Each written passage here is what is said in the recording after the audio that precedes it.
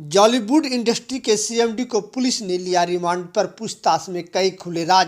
फर्जी था investment scheme का कारोबार। दरअसल करोड़ों रुपए की ठगी करने वाले जमालपुर में Jollywood music industry private limited company के सीएमडी जितेंद्र कुमार राजीव को पुलिस ने रिमांड पर लिया और मुंगेर एसपी सैयद इमरान मसूद ने अपने कार्यालय कक्ष में उस ठग को घंटों पूछताछ की, जिसमें यह पाया गया कि कंपनी का रजिस्ट्रेशन तो मिला लेकिन स्कीम और कारोबार फर्जी था। जेल से रिमांड पर लाने के बाद ठग जितेंद्र को सीधे एसपी के पास लाया गया और एसपी अपने कार्यालय कक्ष में उससे घंटों पूछताछ की, जिसमें कई अहम खुलासे हुए हैं।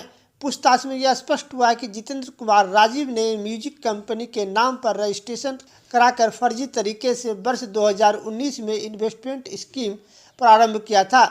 इन्वेस्टमेंट स्कीम का उनके पास न तो रजिस्ट्रेशन है और न ही इससे होने वाले आय का इनकम टैक्स ही जमा करता था।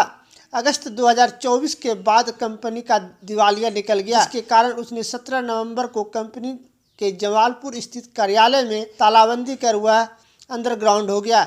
उसने एसपी को यह भी बताया कि इन्वेस्टमेंट में जमा पैसे को उसने कहीं इन्वेस्ट नहीं किया है, जिसके कारण संपत्ति बढ़ नहीं पाई। पैसे से उसने कुछ जमीन खरीदी है और वाहन खरीदे हैं, जिससे बेचकर इन्वेस्टमेंट के पैसे वापस कर सकता है। एसपी ने ठग के शिकार मोहम्मद तालिब हुसैन रवि कुमार से भी पूछताछ की। मामला कुछ नहीं था, पब्लिक का पैसा होने का कारण सॉफ्टवेयर इंजीनियर ने कंपनी के साइट को स्लो किया, कंपनी लॉस में गई और जॉलीवुड में गरीबों के लिए बहुत उद्देश्य है काम करने के लिए हम चाहते हैं और समय मिलेगा। कितना करोड़ रुपए का नुकसान हुआ है? हाँ क्या कितना करोड़? चेहरा दिखाइए ना, चेहरा दिखाइए ना, बाहर निकलिए, दिखाइए।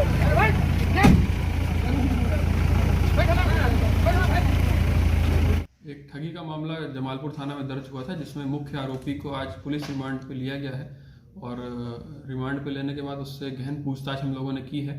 तो इसमें यही मामला सामने आया है कि इनके द्वारा जो बताया गया कि 2019 से ही एक कंपनी इन्होंने स्टार्ट की थी जॉलीवुड म्यूज़िक के नाम से, और अवैध तरीके से ये उसमें इन्वेस्टमेंट स्कीम भी ला करके एक लोगों को प्रलोभन दे करके इन्वेस्टमेंट स्कीम इन्होंने बनाई और करीब 600 लोगों को सब्सक्राइब इन्होंने किया, जिससे इन्होंने पैसा लिया।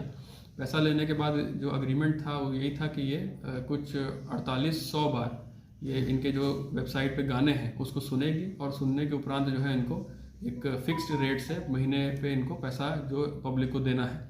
कुछ टाइम तक इन्होंने पैसा दिया भी और पिछले 5-6 महीने से इन्होंने पैसा डिफ़ॉल्ट करना शुरू किया और उसके बाद फिर जो है जब इन्वेस्टिगेशन आगे इसमें बढ़ रही है तो उसमें यही सामने आ रहा है कि इसके बैंक अकाउंट्स वगैरह हम लोग डिटेल रूप में वेरीफाई करेंगे और कितने का फ्रॉड है उसको अनुमान अभी एग्जैक्ट हम लोग नहीं लगा सकते हैं, क्योंकि इन्होंने कुछ पैसा रिटर्न भी किया है, कुछ पैसा इनको अभी और देना था। लेकिन जो इनका इन्वेस्टमेंट स्कीम थी वो प्रारंभिक पूछताछ में यही सामने आई है कि अवैध रूप से इन्वेस्टमेंट स्कीम चल रही थी और इस इन्वेस्टमेंट स्कीम में भी कोई ये सस्टेनेबिलिटी नहीं थी कि जिसको ये आगे तक सस्टेन कर पाए और दूसरों को इन्होंने छल करके उनका इन्वेस्टमेंट स्कीम में उनको सब्सक्राइब किया और उसको फिर उसके बाद इसमें जब इनके पास पैसा ख़त्म हो गया तो उसमें पैसा इन्होंने डिफ़ॉल्ट किया।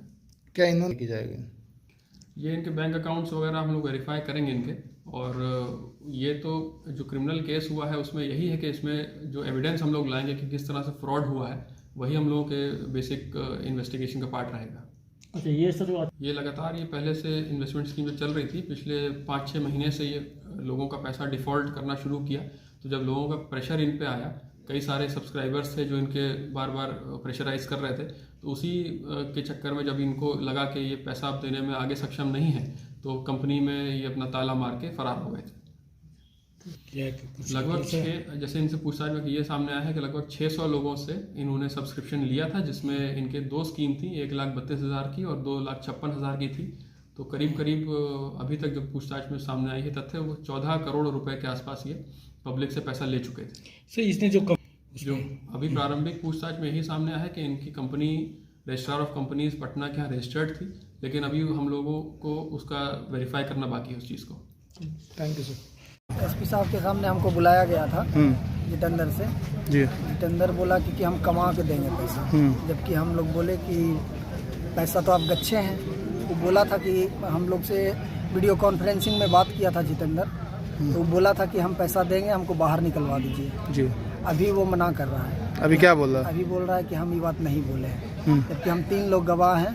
बीरू जी अच्छा अच्छा ठीक है। क्या हुआ? हाँ, 3 लोग के सामने बात हुई है। बोला था कि पैसा मेरे पास है, हम पैसा देंगे। अभी वो कह रहा है कि मेरे पास पैसा नहीं है, इनकार कर रहा है। तो अभी अंदर अभी जो आपसे बात क्या मामला है सर? वही पूछ रहे थे कि कितना पैसा मिला है आपको और कितना इनके पास है। तो वही सब हम लोग बताए कि हम लोग देखिए, हम लोग जो पुराना है उसको कुछ कुछ मिला है, कुछ कुछ क्या मिला है जो भी। अच्छा। और जो नए हैं, जो हमारे गुड फेथ में आके जुड़े हैं, तो वो लोग भी तो कह रहे हैं कि आपके कहने पे हम जुड़े हैं, हमको दिलवा दीजिए अच्छा, अब पैसा। तक क्या पता चला कितना का ठगी हुआ था? तो समझ ठगी तो हमारे हिसाब से लगभग अरबों का है। अच्छा एक बात बताइए, ठगी नहीं किए हैं हम, जो है सब पैसा बांट दिए, हमको प्रॉफिट कहीं से नहीं आया, उसी पैसा को रोटेशन कर रहे थे। वो झूठ बोल रहा है। तो कितना लोगों से उन्होंने पैसा लिया, कुछ जानकारी तो बताया होंगे सर को? नहीं, ये नहीं बताया। नहीं बताया। नहीं। अच्छा, कितने लोगों का पैसा लिया? 10 लाख का। तो कितने लोगों से फ्रॉड किया गया? जितना लोग का पैसा लिया सबका ही फ्रॉड हो गया।